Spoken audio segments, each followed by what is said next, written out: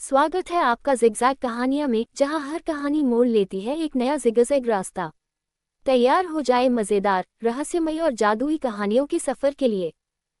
आज की कहानी है एक बोरी गेहूँ। बहुत समय पहले की बात है, प्रतापनगर नाम का एक खुशहाल राज्य था। वहाँ के राजा बहुत अच्छे और समझदार थे। वो अपनी प्रजा का हमेशा ध्यान रखते थे।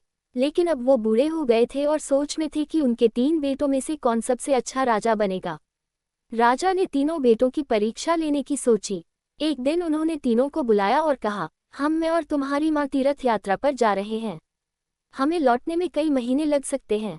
ये लो, तुम सबको एक एक बोरी गेहूं मिल रही है। जब हम लौटें तो ये गेहूं हमें वापस देना।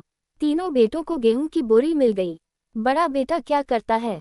उसने सोचा, मैं गेहूं की बोरी तिजोरी में रख दूंगा ताकि एक भी दाना खराब ना हो।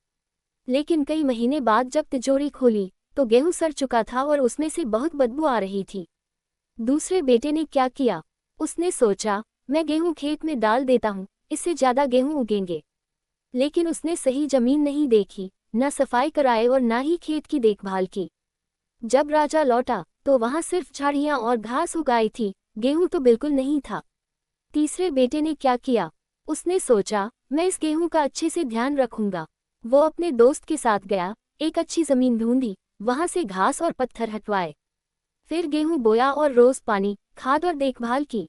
जब राजा लौटा तो खेत में गेहूं की फसल लहरा रही थी।